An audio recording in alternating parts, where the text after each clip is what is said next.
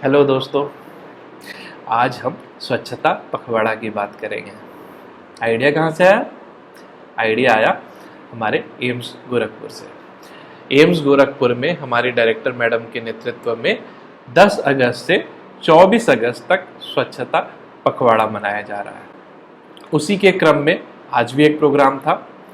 आज extempore competition था जिसमें जितने रेसिडेंट डॉक्टर्स थे, सीनियर रेसिडेंट, जूनियर रेसिडेंट्स, उन सब से क्लीनलीनेस से रिलेटेड टॉपिक्स पे बात करना था। और इसी दौरान मुझे भी ध्यान आया कि मुझे आप सबसे शेयर करना चाहिए कुछ कुछ बातें जो अक्सर पब्लिक डोमेन में नहीं रहती हैं या फिर रोज़मर्रा की व्यस्तता में, बिजनेस में हम ध्यान देना भूल जाते हैं। सबसे पहले स्वच्छता पखवाड़ा में पखवाड़ा क्यों कहा जाता है? पखवाड़ा शब्द आता है दो शब्द से, पक्ष और वार। पक्ष मतलब कृष्ण पक्ष और शुक्ल पक्ष।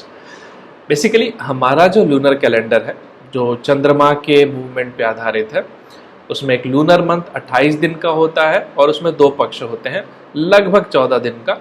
शुक्ल पक्ष जब अमावस्या से पूर्णिमा होती है, कृष्ण पक्ष जब पूर्णिमा से अमावस्या होती है। एक पक्ष तकरीबन 2 सप्ताह का होता है।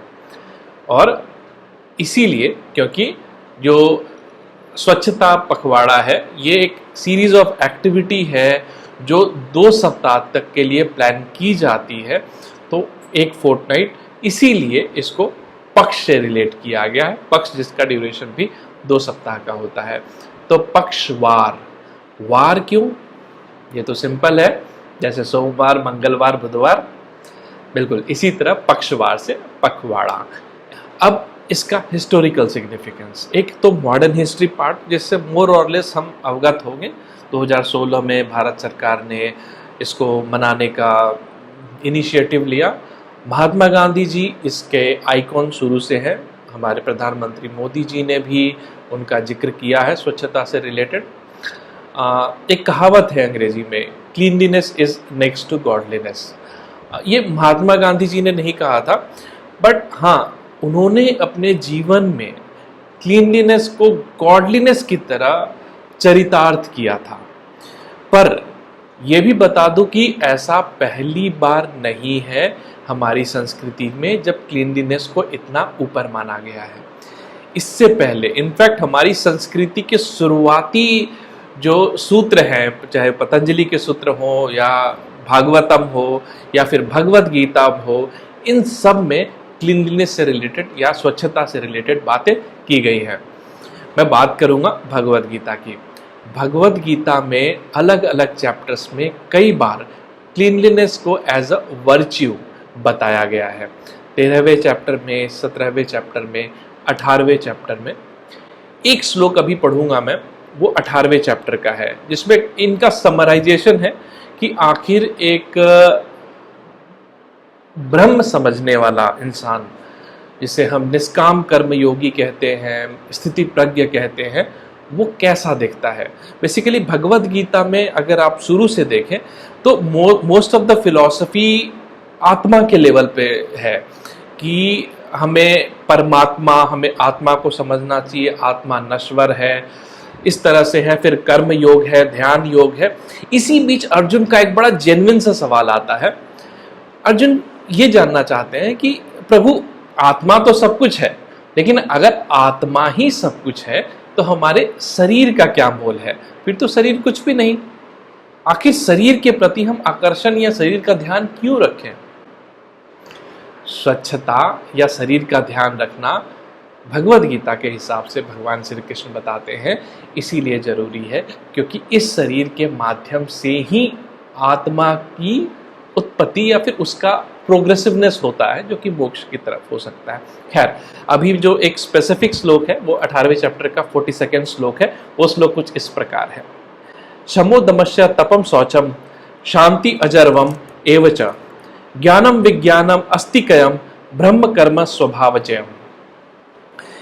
इस श्लोक में, जैसा मैंने पहले बताया था, कि एक ब्रह्म को समझने वाले युवक की बहुत सारी क्वालिटीज बताई गई हैं, जिसमें पेशेंस भी है, जिसमें क्षमा, दमा ये है। ट्रैंक्विलिटी जिसे कहते हैं, इसके साथ शौचम है। शौचम, अक्सर हम शौच को शौच के रूप में, शौचालय के रूप में, एज अ टॉयलेटिंग, एब्ल्यूशन के रूप में सोचते हैं, पर शौचम जो है वो एक संस्कृत का शब्द है जिसका अर्थ शायद आपको जान के थोड़ा आश्चर्य होगा। इसका अर्थ शुद्धि होता है, प्यूरिटी। और purity not only pertaining to our body but also to our thought process, to our being, to our behaviour practices, इन सब में प्यूरिटी की बात की गई है। बट क्लीनलीनेस को as a very big virtue इसमें कहा गया है। और ऐसा सिर्फ भगवद गीता में नहीं है। तो हर साल दिवाली आती है, उससे पहले हमारे घर में साफ सफाई होती है, सारे चीज़ों को हटाया जाता है, उसके नीचे की धूल हटाई जाती है, फिर वापस उन चीज़ों को साफ करके वापस रखा जाता है, जो हम नॉर्मल जनरल रूटीन में नहीं कर पाते हैं। इसका सिंपल प्लेन लॉजिक होता है, लक्ष्मी जी उस घर में जाती हैं जहाँ पे दीप जले हो, जहाँ साफ सफाई हो, मतलब भगवान का वास भी वहीं होता है जहाँ साफ सफाई हो। ये हमारे कल्चर में निहित है, हमारी स्पिरिचुअलिटी को ले या रिलीजियस प्रैक्टिसेस में ले, दोनों में निहित है। स्वच्छता पखवाड़ा भी एक 2 सप्ताह का ऐसा कार्यक्रम है जो हमें स्वच्छता के इम्पोर्टेंस को भी फिर से याद दिलाता है और इससे रिलेटेड जो जो प्रैक्टिसेस हैं उनको वापस हमें धारण करने का एक मौका फिर से देता है।